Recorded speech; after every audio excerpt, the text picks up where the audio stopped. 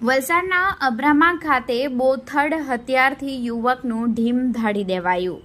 તારીખ 12 સપ્ટેમ્બર ગુરુવારના રોજ મોડી રાત્રે આશરે 12 થી 3ના ગાળામાં બનેલી ઘટનાની મળતી માહિતી મુજબ વલસાડના અબ્રામા વિસ્તારમાં આવેલા જલારામ ઇન્ડસ્ટ્રી પાર્કમાં કામ કરતા એક શ્રમિકનું મોડી રાત્રે બોથડ હથિયાર વડે ક્રૂરતાપૂર્વક હત્યા કરી દેવામાં આવી। આ બનાવને પગલે વલસાડ પોલીસ દોડતી થઈ હતી અને હત્યારાઓને ઝડપી પાડવા માટે ચક્રો ગતિમાન કર્યા હતા।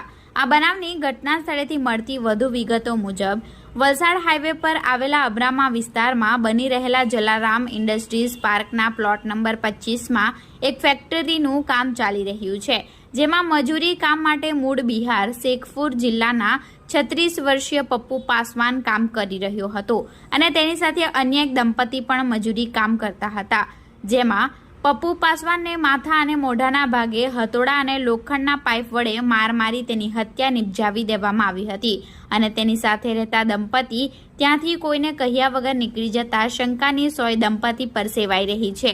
આ બનાવ બાદ વલસાડ સિટી પોલીસ મથકના પીઆઈ ડીડી પરમાર, ડીવાયએસપી સહિત પોલીસની ટીમ ઘટના સ્થળે દોડી આવી હતી અને તપાસ હાથ ધરી હતી અને એફએસએલની ટીમની મદદથી પુરાવાઓ એકત્રિત કર્યા હતા। હાલ તો આ ઘટનામાં હત્યાનું કારણ હજી સુધી અકબંધ છે।